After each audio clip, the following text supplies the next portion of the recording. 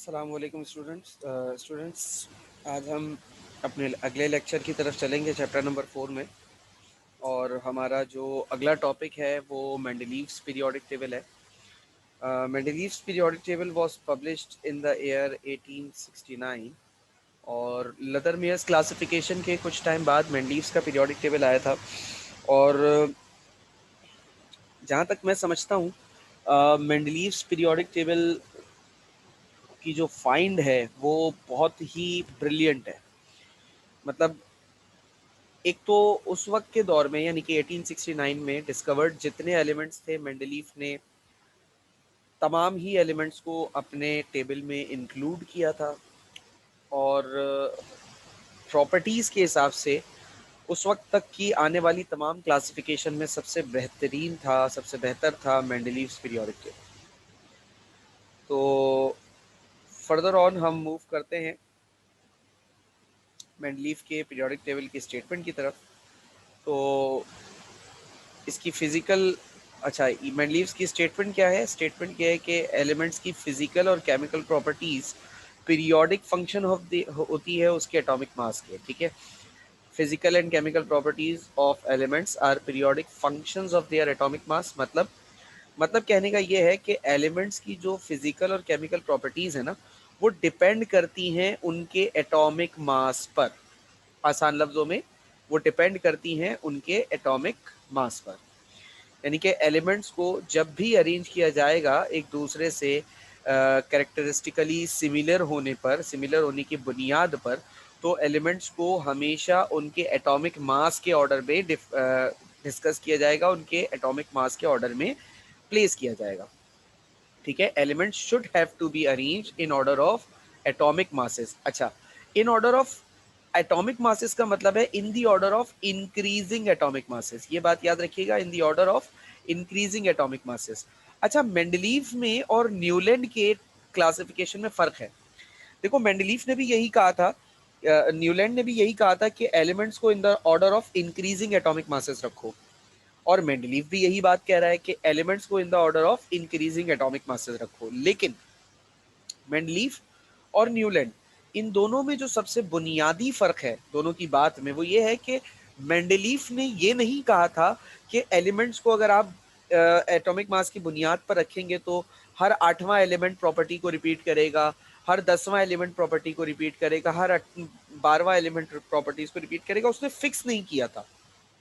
उसने कहा था कि एलिमेंट्स को in the order of increasing atomic mass रखो, तो कुछ कुछ वक्फे के बाद एलिमेंट्स एक दूसरे की प्रॉपर्टीज को रिपीट करेंगे। लेकिन न्यूलैंड ने फिक्स किया था। न्यूलैंड ने क्या कहा था कि हर 8वां एलिमेंट पहले एलिमेंट की प्रॉपर्टी को रिपीट करेगा।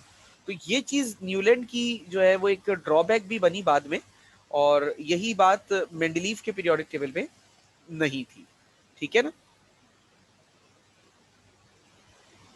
अब मजीद आगे चलते हैं, मेंडलीव के पीरियोडिक टेबल के सेलिएंट फीचर्स देखते हैं। तो मेंडलीव के पीरियोडिक टेबल के सेलिएंट फीचर्स अभी आपके सामने हैं। मतलब मेंडलीव का पीरियोडिक टेबल कैसा है, कैसा नजर आता है, क्या है। अच्छा, साथ सेलिएंट फीचर्स के साथ साथ कुछ एडवांटेजेस भी हैं जो मेंडलीव के पीरियोडिक टेबल की हैं। तो मैं वो आपको पीरियोडिक टेबल दिखाता हूँ, तो आपको खुद ही जो है वो चीज़ें समझ में आएंगी कि मैं क्या कहना चाह रहा हूँ।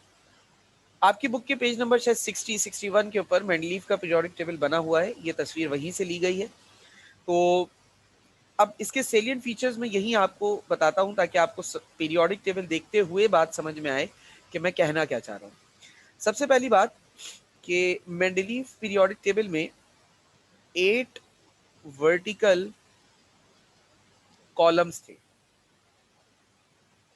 ठीक है, और 12 इसके अंदर हॉरिजॉन्टल। अच्छा, इससे पहले कि इन 8 वर्टिकल कॉलम्स को मेंडलीव ने कहा था कि जो 8 वर्टिकल कॉलम्स हैं these are called as groups according to Mendeleev. ठीक है, और ये जो 12 हॉरिजॉन्टल रोज हैं,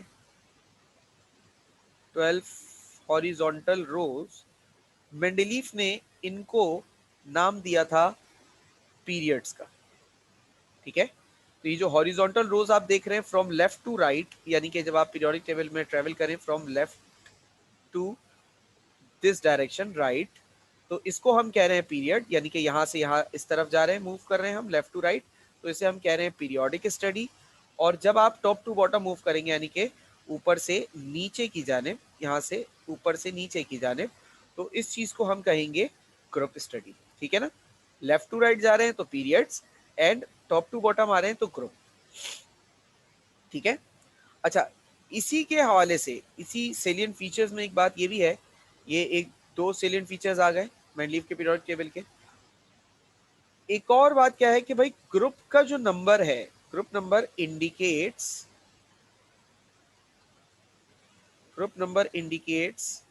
number of electrons in valence shell. Group number indicate कर रहा है इलेक्ट्रॉन्स की तादाद आखिरी शेल में।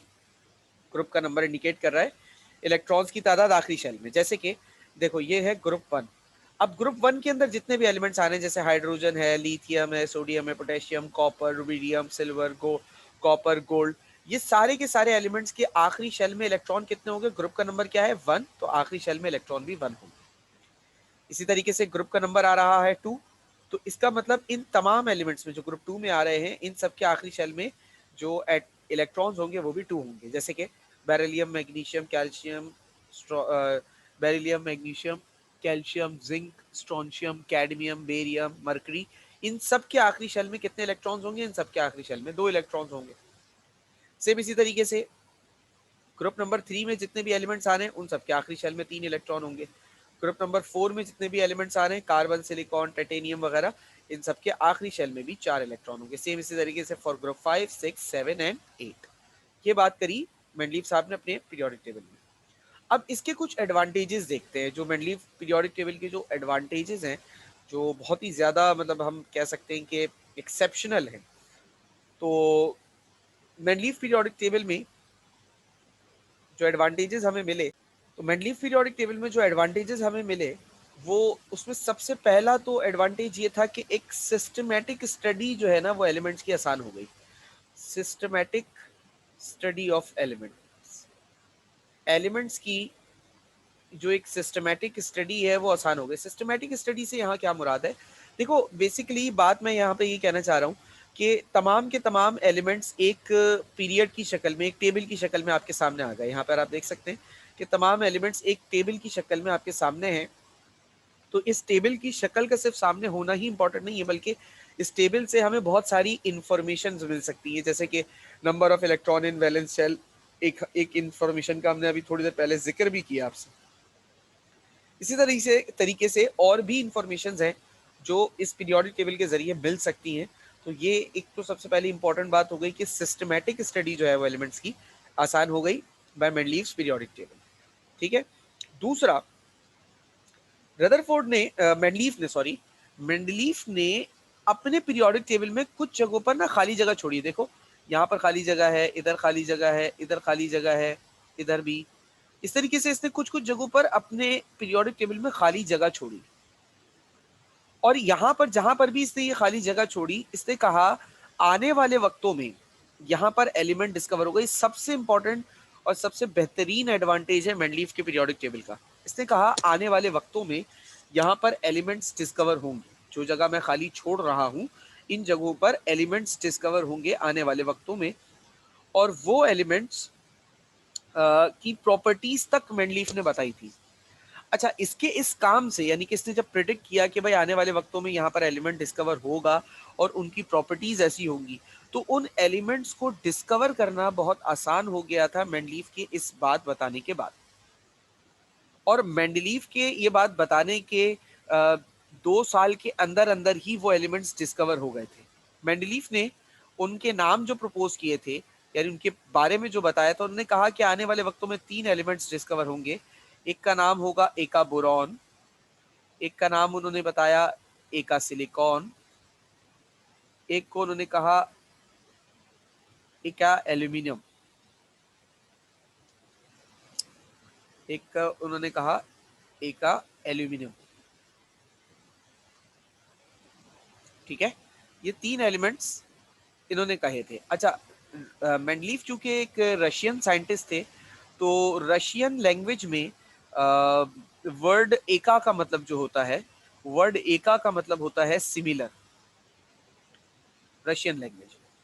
यानी कि जो एलिमेंट डिस्कवर होगा, एका बोरॉन का मतलब है वो बोरॉन जैसा होगा, एका सिलिकॉन का मतलब होगा सिलिकॉन जैसा होगा, एका एल्यूमिनियम का मतलब होगा एका वो एल्यूमिनियम जैसा होगा।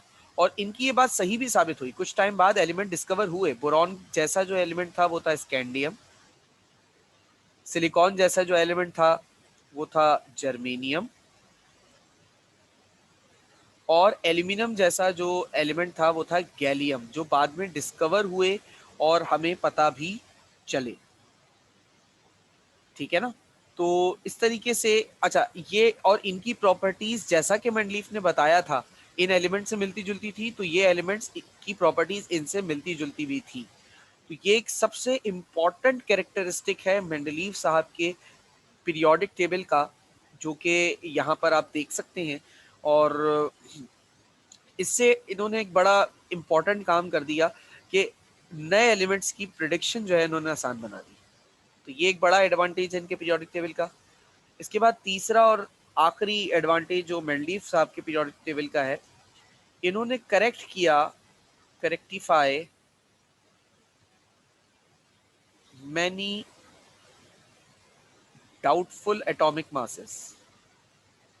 उस वक्त कुछ एलिमेंट्स के बारे में उनके जो एटॉमिक मासेस हैं उनके बारे में एक खदशा था कि उनका एटॉमिक मास गलत है। तो इन्होंने एक फॉर्मूला की मदद से उन एटॉमिक मासेस को सही किया। मैं आपको फॉर्मूला बता दूं, एटॉमिक मास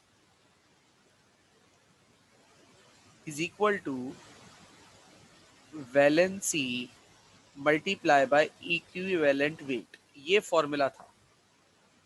जैसे कि उस वक्त बेरिलियम का एटॉमिक मास माना जाता था 13, जबकि ये गलत था। बेरिलियम का आज के दौर में जो हम एटॉमिक मास जानते हैं वो 9 है और यही सही है। इन्होंने इसे सही किया। बेरिलियम की वैलेंसी होती है 2, और जब इक्विवेलेंट वेट कैलकुलेशन से निकालते हैं तो वो आता है 4.5।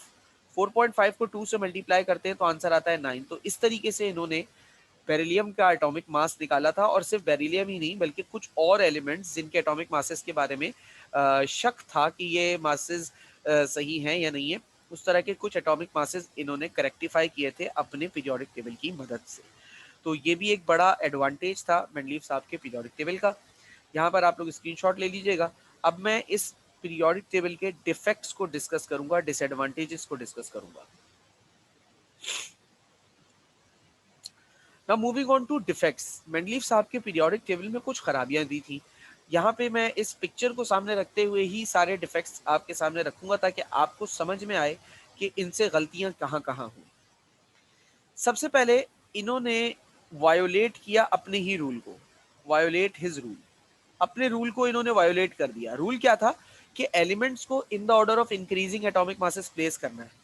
लेकिन इन्होंने अपने ही पीरियोडिक टेबल में 2-3 जगह पर यह गलती की है कि इन्होंने हैवी एलिमेंट के को जिसका मास ज्यादा था उसको पहले रख दिया, और वो एलिमेंट जिसका मास कम था उसको इन्होंने बाद में रखा। जैसे कि मैं एग्जांपल दे देता हूँ। आर्गन, आर्गन एलिमेंट का मास होता है 40, और पोटेशियम, पोटेशियम एलिमेंट का मास होता है 39। तो उसूली तौर पर 39 को इन्होंने पहले रखना था और 40 आर्गन को इन्होंने बाद में रखना था, जो कि इन्होंने अपने पीरियोडिक टेबल में गलत रखा। इसी तरीके से कोबाल्ट, कोबाल्ट एलिमेंट जिसका मास होता है 59.9, और निकल, निकल एलिमेंट जिसका मास होता है 58.6। तो इन्होंने 58.6 पहले रख दिया, 59.9 बाद में रखा। देखो तो यहाँ पर सीक्वेंस में जब चलते हुए आ रहे हैं तो ग्रुप 8 में आए तो पहले आयरन है, आयरन के बाद कोबाल्ट है। यानी कि उसूली तौर पर जो ये बता रहे हैं उस हिसाब से कोबाल्ट का मास कम है और निकल का मास ज्यादा है, जबकि ऐसा नहीं होता, बल्कि कोबाल्ट को निकल की जगह पे आना था और निकल को कोबाल्ट की जगह पे जाना था। तो एक गलती ये हुई। इसके अलावा टेलुरियम, इस एलिमेंट का मास होता है बेटा 127.6, और आयोडीन, इस एलिमेंट का मास होता है 126.5 तकरीबन। ठीक है ना? अब इन यहाँ पर देखो पीरियोडिक टेबल में टेलुरियम और आयोडीन, ये रहा। इन्होंने टेलुरियम को पहले रख दिया और आयोडीन को बाद में रखा, जबकि उसूली तौर पे आयोडीन को पहले आना था और टेलुरियम को बाद में आना था।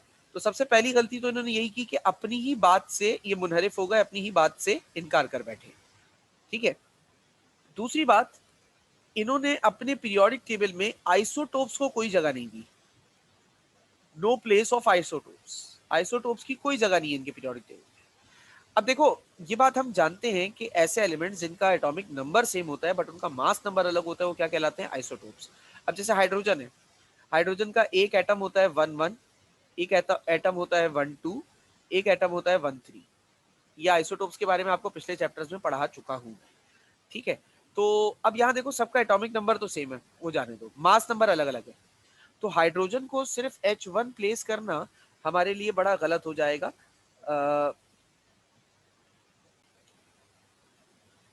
तो नो प्लेस फॉर आइसोटोप्स, इन्होंने आइसोटोप्स को अपने पीरियोडिक टेबल में कोई जगह नहीं दी, जबकि उसूली तौर पे देना चाहिए। हाइड्रोजन यहाँ पर H1 है, 1 वाला तो रख दिया, लेकिन ये 2 वाला क्यों नहीं रखा भाई? अगर आप अपना पीरियोडिक टेबल एटॉमिक मास की बुनियाद पर बना रहे हैं तो आपको 2 वाले को भी जगह देनी चाहिए और 3 वाले को भी जगह देनी चाहिए।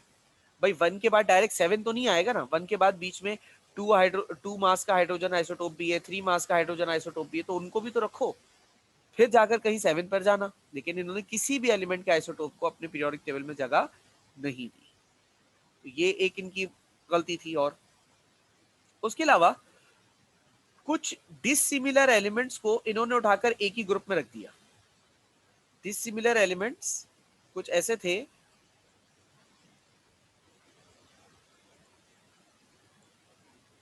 जिनको इन्होंने सेम ग्रुप में प्लेस कर दिया। ये एक और बड़ी गलती इनकी, देखो मैं समझाता हूं। अब यहां देखो, ग्रुप वन में lithium, sodium, potassium, rubidium, caesium, ये 5 एलिमेंट्स की प्रॉपर्टीज आपस में मिलती जुलती है, मैच करती है, इन्होंने बिल्कुल सही प्लेस किया। लेकिन कॉपर, सिल्वर और गोल्ड, इनकी प्रॉपर्टीज, इन 3 एलिमेंट्स की प्रॉपर्टीज आपस में मिलती जुलती है, बट इन 3 एलिमेंट की प्रॉपर्टीज इन बाकी एलिमेंट से मिलती जुलती नहीं है। इसी तरीके से इन बाकी एलिमेंट्स की प्रॉपर्टीज आपस में मिलती जुलती जरूर है, लेकिन इन 3 एलिमेंट से मिलती जुलती नहीं है।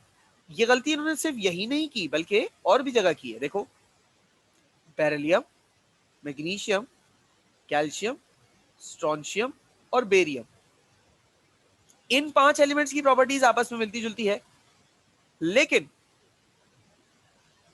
जिंक, कैडमियम और मरकरी, इन 3 एलिमेंट से मिलती जुलती नहीं है। अच्छा, इन 3 एलिमेंट्स की प्रॉपर्टीज आपस में मिलती जुलती है, लेकिन इन 3 की प्रॉपर्टीज बाकी 5 से मिलती जुलती नहीं है। इन 5 की आपस में मिलती जुलती है, लेकिन इन 3 से मिलती जुलती नहीं है। तो सारे एलिमेंट्स जो एक ग्रुप में आ रहे हैं, उसूली तौर पे उन सबकी प्रॉपर्टीज एक जैसी होनी चाहिए, लेकिन इन्होंने अपने पीरियोडिक टेबल में जो एलिमेंट्स को प्लेस किया है, उनकी प्रॉपर्टीज आपस में एक दूसरे से मैच नहीं कर रही। एक तो ये भी प्रॉब्लम आ गई, डिसिमिलर एलिमेंट्स को उन्होंने उठाकर सेम ग्रुप में रख दिया। अगली बात देखते हैं। अगली इन्होंने गलती क्या की कि भाई सिमिलर एलिमेंट्स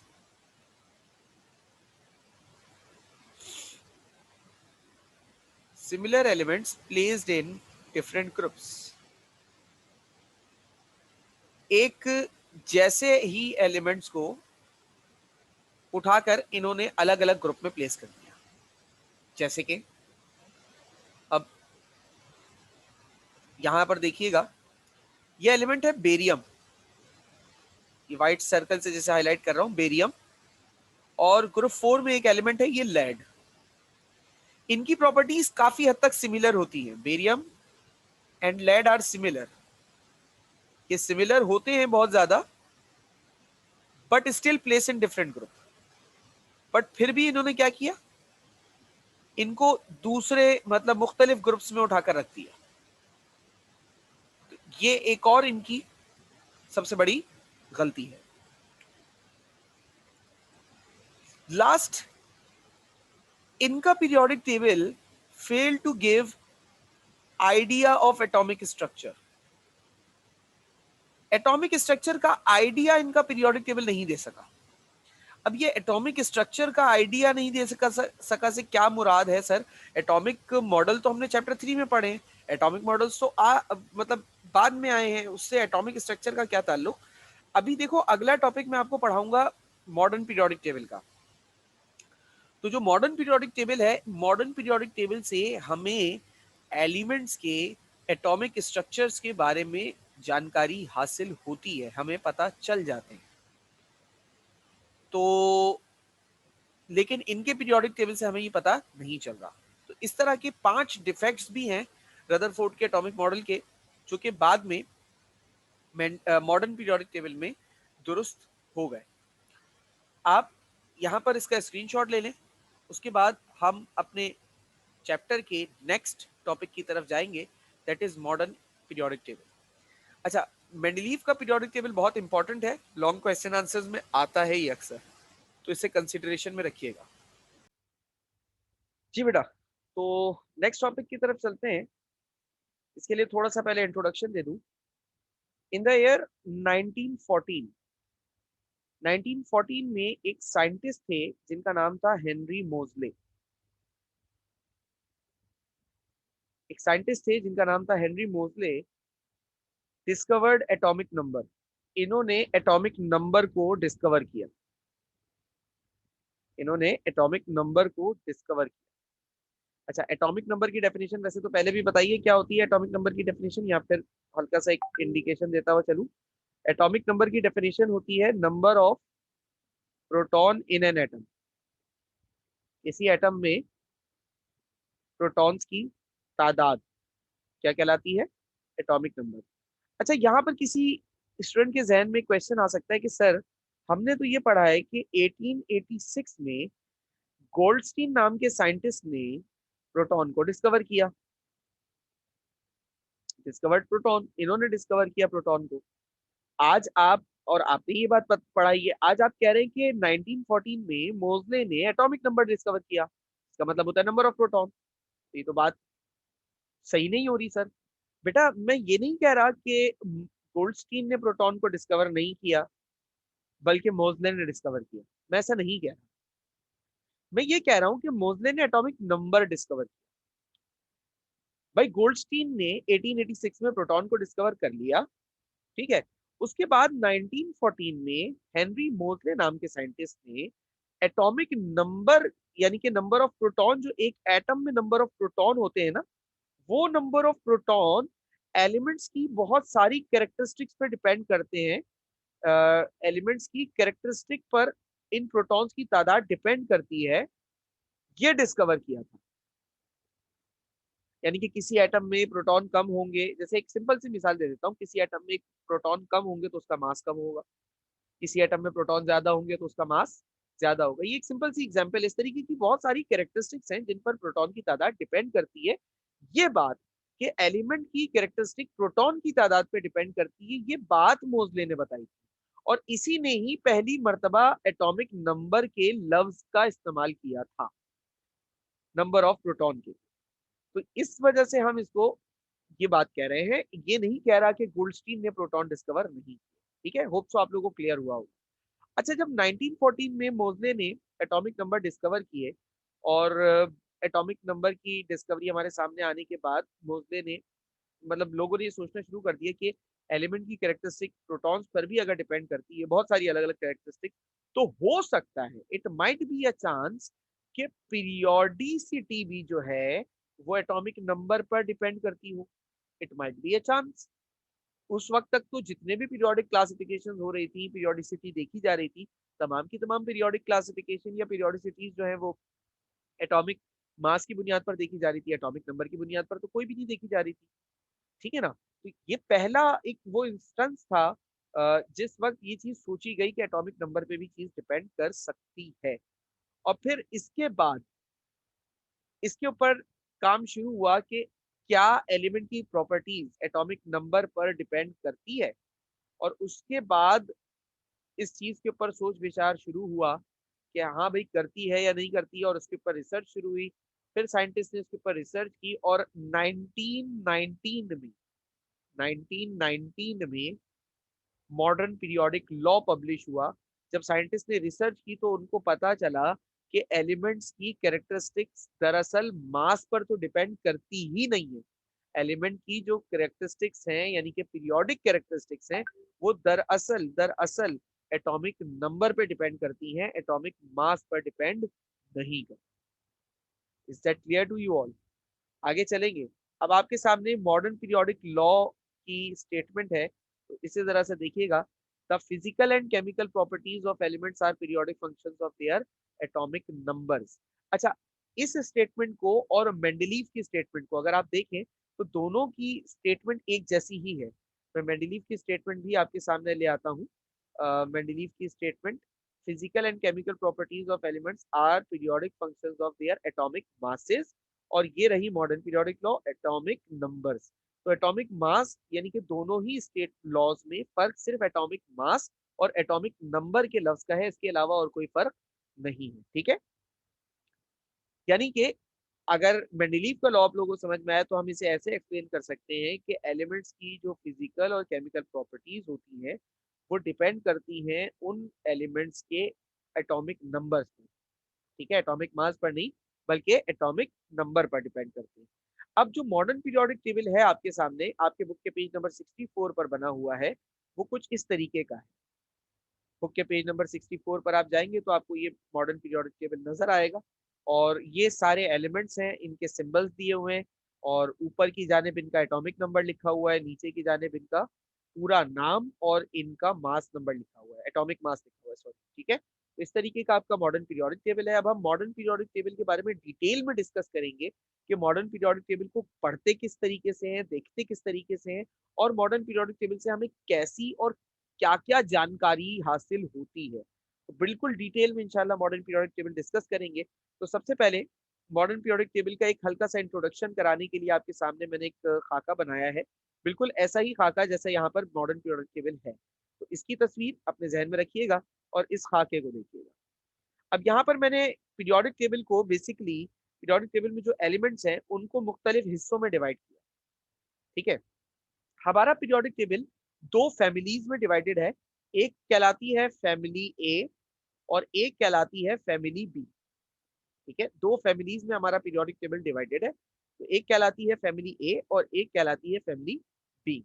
फैमिली ए के अंदर, फैमिली ए के अंदर कौन कौन से एलिमेंट्स है? फैमिली ए के अंदर इस तरफ के कॉर्नर के एलिमेंट्स हैं, लेफ्ट कॉर्नर के और राइट कॉर्नर के एलिमेंट्स हैं, सेंटर वाले नहीं, लेफ्ट और राइट कॉर्नर के। यानी कि अगर मैं पीरियोडिक टेबल की बात करूं तो आपके मॉडर्न पीरियोडिक टेबल में ये वाले जो दो एलिमेंट्स का जो एक ग्रुप है, ये ग्रुप और ये वाला ग्रुप फैमिली ए है, जिसकी बात मैंने भी आपसे ऊपर की हुई है, यानी कि ये वाला ग्रुप, ये दो हिस्से जो है ये क्या है? ये फैमिली ए है। अच्छा, फैमिली ए का जो लेफ्ट वाला हिस्सा है इनको क्या कहते हैं? इनको कहते हैं लाइट मेटल्स। ठीक है ना, और इनको रिप्रेजेंटेटिव एलिमेंट्स भी कहा जाता है। और जो राइट वाला हिस्सा है, लेफ्ट वाले हिस्से तो सारे लाइट मेटल्स हैं, सारे के सारे मेटल्स हैं। लेफ्ट वाला जो हिस्सा है बेटा, लेफ्ट वाले हिस्से को रिप्रेजेंटेटिव एलिमेंट्स कहा जाता है, जैसे लेफ्ट वाले एलिमेंट्स को कहा जाता है, वैसे राइट वाले हिस्से को भी रिप्रेजेंटेटिव एलिमेंट्स कहा जाता है। अच्छा, राइट वाले हिस्से में मेटल्स भी होते हैं, नॉन मेटल्स भी होते हैं और मेटलॉइड्स भी होते हैं। मेटल्स नॉन मेटल से आप लोग वैसे भी वाकिफ होंगे कि मेटल नॉन मेटल किसे कहते हैं। मेटलॉइड ऐसे सब्सटेंस को कहते हैं बेटा जिसमें मेटल और नॉन मेटल दोनों की खासियत है। ठीक है ना, तो ये सारे के सारे मेटल्स होते हैं, इसलिए इनको लाइट मेटल्स कह दिया। इस तरफ के हिस्से में मेटल, नॉन मेटल और मेटलॉइड सब के सब मिलते हैं। ठीक है, ये आप देख सकते हैं। अच्छा, अब अगर आप अपने पीरियोडिक टेबल पे दोबारा से थोड़ी सी नजरसानी करें तो ये जो सेंटर पोर्शन है एलिमेंट्स का, ये जो सेंटर पोर्शन है एलिमेंट्स का, ये सेंटर पोर्शन आपके पास कहलाता है फैमिली बी। ठीक है, सेंटर पोर्शन क्या कहलाता है? Family B. और फैमिली बी के एलिमेंट्स को हम कहते हैं हैवी मेटल्स या फिर ट्रांजिशन मेटल्स।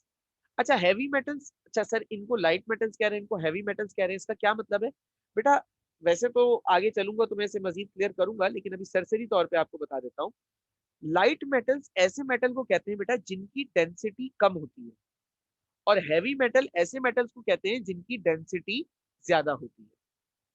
ठीक है, ऐसे एलिमेंट मेटल्स जिनकी डेंसिटी कम हो वो लाइट मेटल्स हैं, ऐसे मेटल्स जिनकी डेंसिटी ज्यादा हो वो हैवी मेटल्स हैं।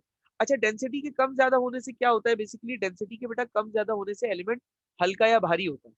यानी कि अगर एलिमेंट हल्का होगा तो लाइट मेटल है, भारी होगा तो हैवी मेटल है। मेटल होना चाहिए, पहली बात तो ये। और ट्रांजिशन मेटल्स का जो लफ्ज है, ट्रांजिशन का मतलब ये अपने अंदर ट्रांजिशन करते हैं, ये आगे चल के समझाऊंगा। तो ये ट्रांजिशन मेटल्स भी कहलाते हैं। अच्छा, अब ये जो नीचे दो रोज देख रहे हो, इन दो रोज में से ऊपर वाली रो का नाम जो है वो लेंथेनाइड होता है, ठीक है। ऊपर वाली रो का नाम लेंथेनाइड होता है और नीचे वाली रो का नाम एक्टिनाइड होता है।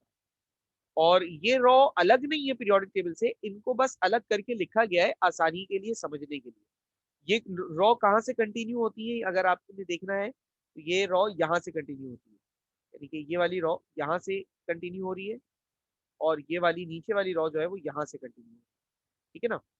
यानी कि बेरियम के बाद ये पूरी रॉ है, और इस पूरी रॉ के बाद फिर ये वाला हैफ्नियम और टेंटेलम वगैरह आता है। इसी तरीके से रेडियम के बाद ये पूरी रॉ है नीचे वाली, और उसके बाद ये रदरफोर्डियम और डब्बियम वगैरह आते हैं, ठीक है। तो इस तरीके से ये एलिमेंट्स की क्लासिफिकेशन है। अच्छा, नीचे वाले जो एलिमेंट्स होते हैं, नीचे की जो दो रॉज हैं, इनको क्या कहते हैं हम, इनको कहते हैं बेटा लेंथेनाइड्स, और ये होते हैं नॉन रेडियो एक्टिव एलिमेंट्स, ठीक है। और नीचे वाले जो एलिमेंट्स हैं इनको कहते हैं बेटा एक्टिनाइड्स, और ये कहलाते हैं radio active elements. Lanthanide non radio active होते हैं, एक्टिनाइड रेडियो एक्टिव होते हैं। ये जो सारी बात अभी आपके सामने रखी है बेटा, ये सारी बात जो है वो आपके पास एमसीक्यू पॉइंट ऑफ व्यू से जरा सी इंपॉर्टेंट भी रहेगी। तो एमसीक्यू पॉइंट ऑफ व्यू में ये चीजें आ सकती हैं, तो इनको आपने समझना आपके लिए जरूरी है। सही है, हमारा पीरियोडिक टेबल फैमिली ए और फैमिली बी दो हिस्सों में डिवाइडेड है। एक और बात कर लूं, हमारा जो मॉडर्न पीरियोडिक टेबल है उसको हम दो तरीके से स्टडी करते हैं या कर सकते हैं। एक होती है हॉरिजॉन्टल स्टडी, ठीक है। पीरियोडिक टेबल को हम दो तरीके से पढ़ते हैं, एक होती है हॉरिजॉन्टल स्टडी और एक कहलाती है वर्टिकल स्टडी।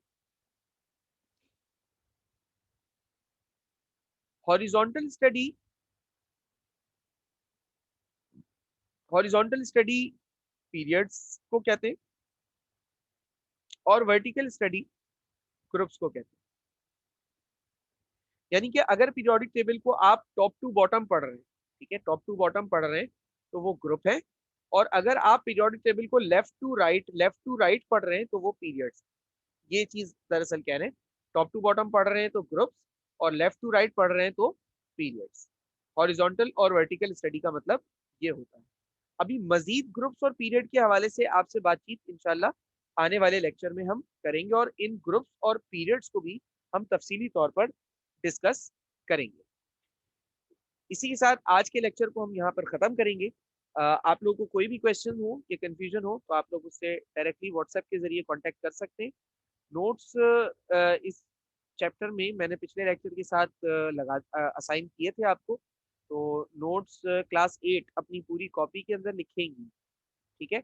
और क्लास 9 आप लोगों को इल्म है कि आप लोगों ने नोट्स के साथ के हवाले से आप लोगों के पास क्या टास्क है, तो आप लोग उसे देख लीजिएगा। तो बाकी बात इंशाल्लाह हम नेक्स्ट क्लास में करेंगे, और नेक्स्ट क्लास में मजीद मॉडर्न पीरियोडिक टेबल को डिटेल में डिस्कस करेंगे और लेकर चलेंगे। तब तक के लिए अल्लाह हाफ़िज़।